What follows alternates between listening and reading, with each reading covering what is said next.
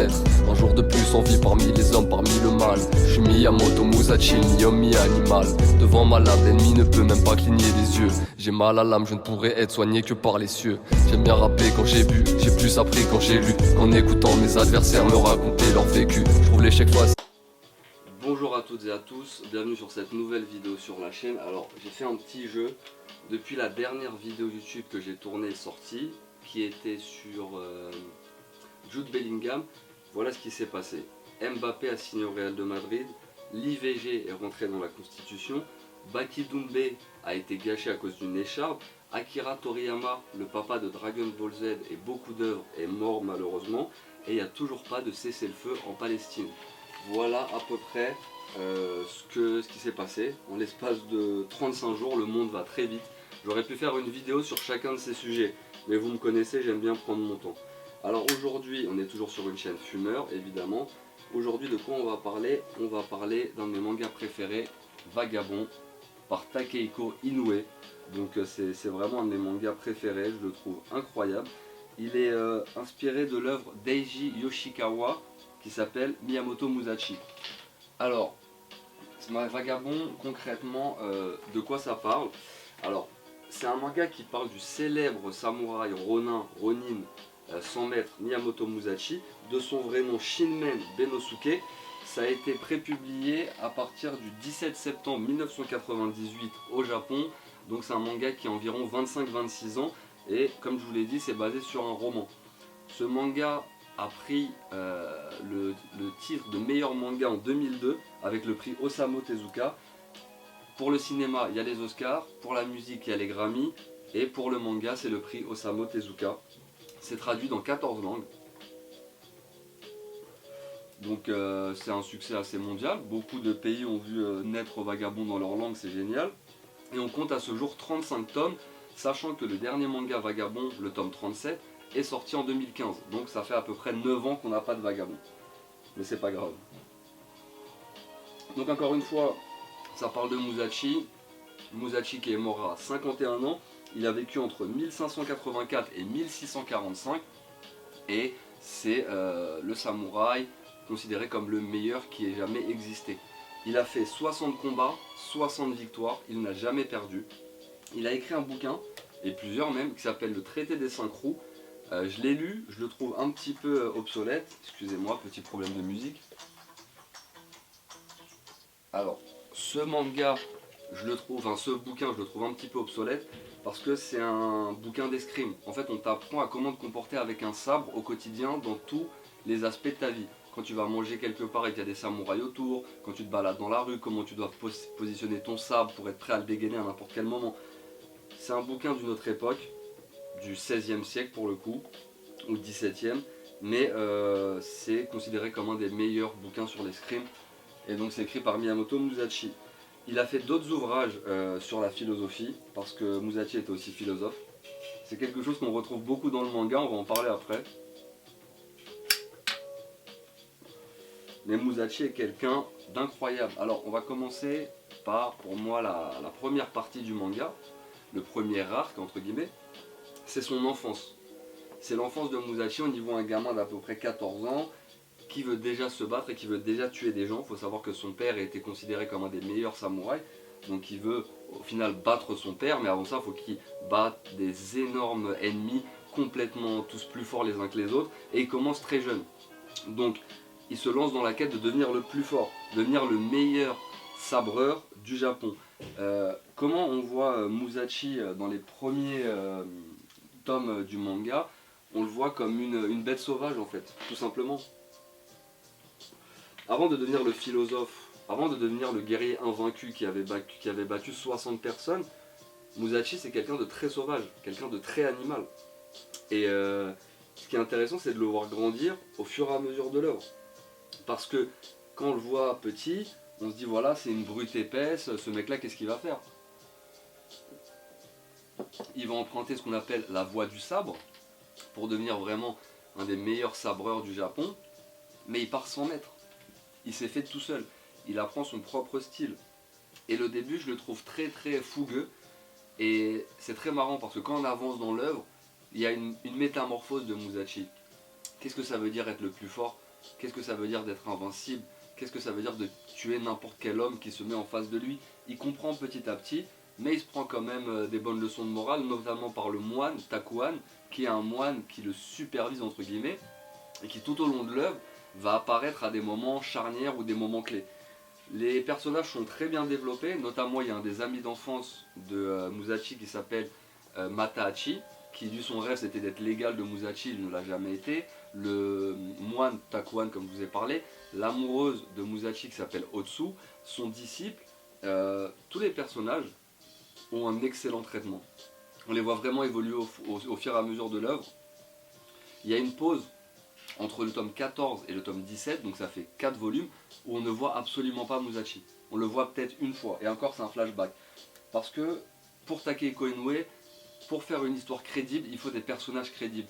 Et quand on a un personnage aussi puissant que Miyamoto Musashi, c'est très dur de remplir à côté. Tout le monde peut paraître lambda très rapidement. Dès qu'on voit un samouraï avec un sabre, on sait qu'il n'est pas au niveau de Musashi. Mais Takehiko Inoue arrive à nous faire comprendre ça au fur et à mesure des tomes qui avancent, que qu'est-ce que ça veut dire être le plus fort encore une fois? Qu'est-ce que ça veut dire être le meilleur? Musashi se pose ces questions tout le temps. Si j'ai battu tel adversaire, je suis le meilleur. Si j'ai battu tel château, parce que oui, Musashi se lance à l'attaque de château. Donc il se bat contre 15-20 mecs, on dirait un film, c'est ridicule. Sauf que, connaissant la puissance de ce mec-là, c'est tout à fait crédible. Il mesurait 1m84, Miyamoto Musashi. Ce qui est énorme pour l'époque et surtout pour le Japon. Alors un japonais d'1m84 expert en sabre, je peux vous dire qu'il gagne beaucoup de ses combats. Ensuite, on va passer par la partie 2. La rencontre de puissants adversaires et la maturité, voire l'introspection. Ce qui se passe, c'est que Musashi rencontre des adversaires de plus en plus forts. Et il rencontre même des adversaires très âgés, qui ne se battent plus, qui étaient d'anciennes légendes du sabre, qui étaient d'anciens samouraïs. Et Musashi rencontre ces gens-là. Et il se rend compte de façon très philosophique qu'il n'est rien. Malgré qu'il ait battu des dizaines d'adversaires, il ne représente rien par rapport à ces mastodontes de l'art du sabre. Des gens qui sont bien plus âgés que lui, qui ont peut-être 70-80 ans. Petit moment musique, désolé, j'ai pas YouTube Premium, mais ça va durer quelques secondes. Et voilà. Donc, ce moment où Musashi rencontre des adversaires très puissants, je le trouve très intéressant dans le manga. Parce que il a déjà ce niveau de plus fort. Et il l'a toujours eu en fait. Les gens qui connaissent Musashi, ou dans le manga, son prénom d'origine c'est Takezo Shinmen, avant qu'il devienne Musashi, on savait qu'il allait devenir fort, mais peut-être pas à ce point, et lui-même ne pensait pas. Il y a pas mal de moments philosophiques dans la deuxième partie du manga, où il se demande à quoi ça sert d'être le plus fort. Encore une fois, je me répète, mais c'est vraiment une répétition dans le manga. On s'en rend compte tout au long de l'œuvre. Musashi se pose énormément de questions et on arrive dans une certaine sérénité. Une sérénité vis-à-vis de sa force, vis-à-vis des combats qu'il fait, vis-à-vis de la renommée qu'il commence à avoir dans tout le Japon. Musashi est passé par ici, on connaît Musashi Miyamoto, c'est celui qui a battu l'école Intel, c'est celui qui a fait tomber le château à lui seul. Et c'est excellent, parce que là on est vraiment dans un prime de Musashi, où il est vraiment de plus en plus fort. Et la partie 2, en fait, on va dire que la partie 1 et la partie 2 se mêlent à peu près au niveau du tome 18, et il se passe quelque chose d'incroyable en fait. Je vous spoil totalement, ceux qui n'ont pas lu l'œuvre, tant pis pour vous, et ceux qui l'ont lu, désolé, fallait pas regarder la vidéo, mais ce qui se passe, moi c'est ce qui m'a profondément marqué, c'est le combat contre les Yoshioka. Alors d'abord il y avait deux frères à la tête d'une école de samouraï, qui étaient très forts, il les a battus les deux, et en fait le clan n'a pas accepté cette défaite. Donc ils ont décidé d'attaquer Musashi à 70 combattants. Et là, on est vraiment au sommet de l'art de Musashi, parce que, spoiler alert, Musashi gagne ce combat contre les 70 adversaires. Pour les mettre à bout, il fait au moins 2-3 volumes de manga. Et à la fin, qu'est-ce qui se passe? Il a quasiment tué tout le monde. Il y a quelqu'un qui pensait avoir tué, quelqu'un qui était assez haut placé. Il arrive dans le dos de Musashi et il lui met un coup au niveau du mollet. Donc il n'a plus de point d'appui et il est battu. Sauf qu'il a battu 70 personnes, donc il n'y a plus personne pour le confronter. Alors il décide de s'échapper. il essaye de se battre, il y a des gens qui veulent se battre contre lui, donc il trace un espèce de cercle autour de lui et il dit à la personne, si tu rentres dans ce cercle, tu es mort. Ce qui veut dire, on va combattre. Sinon, trace ta route, j'ai pas besoin de me battre avec toi. Je sais déjà qui je suis, je sais déjà que je suis assez fort, j'ai pas besoin de plus. Et ce que ça raconte, en fait, ce moment-là où il bat les 70 samouraïs du camp Yoshioka, en fait, il met fin, enfin la vie met fin à cette spirale de violence qu'on entend beaucoup parler dans le manga aussi. Musashi se demande quand est-ce que ça va s'arrêter. Et un de ses rêves, c'est de mourir.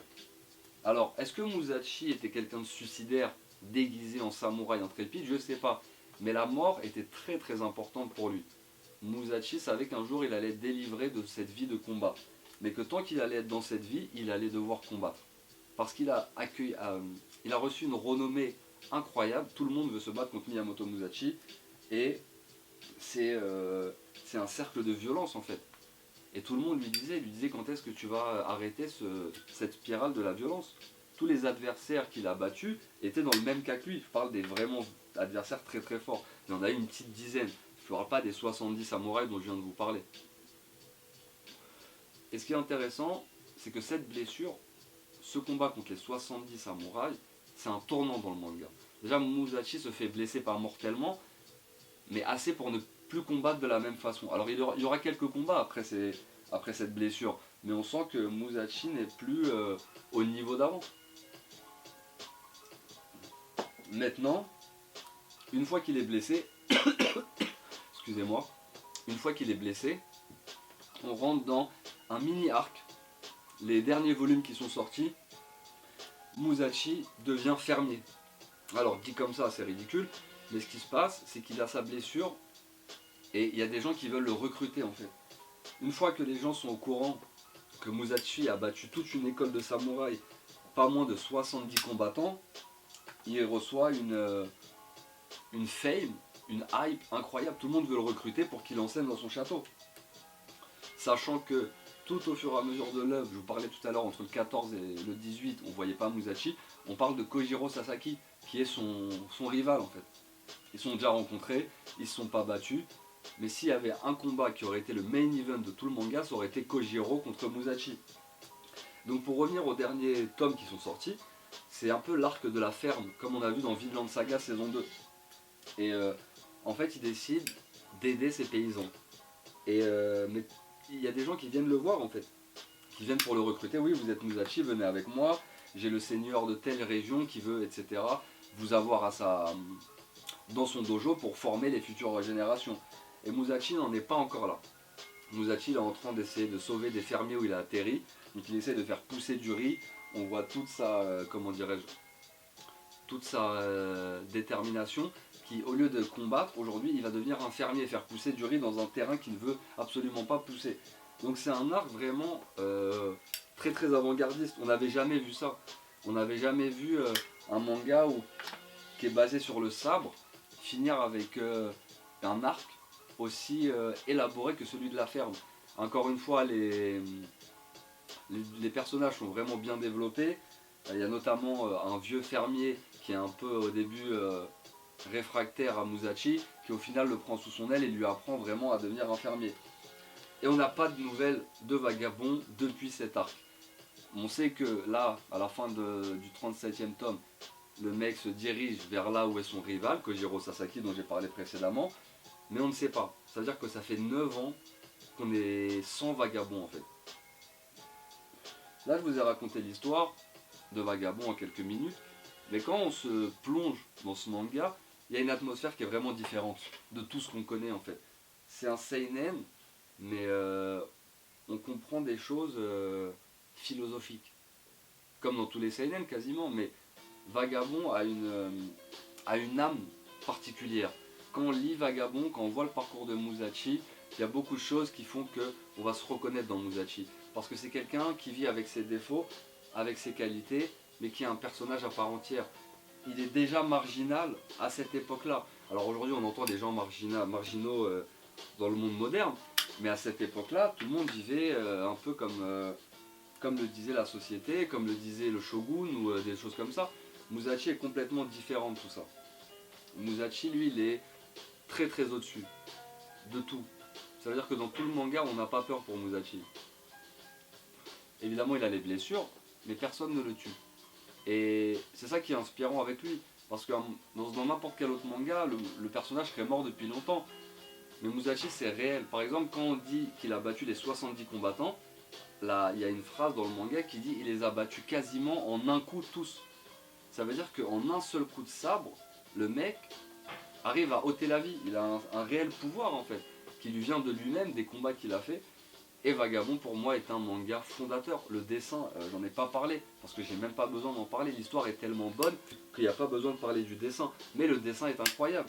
J'ai rarement lu quelque chose d'aussi beau que Vagabond. Vagabond c'est limite, enfin c'est pas vraiment pareil que Berserk, mais au niveau de la précision, de la justesse du dessin, de la qualité, c'est incroyable. C'est un des meilleurs mangas que j'ai lu.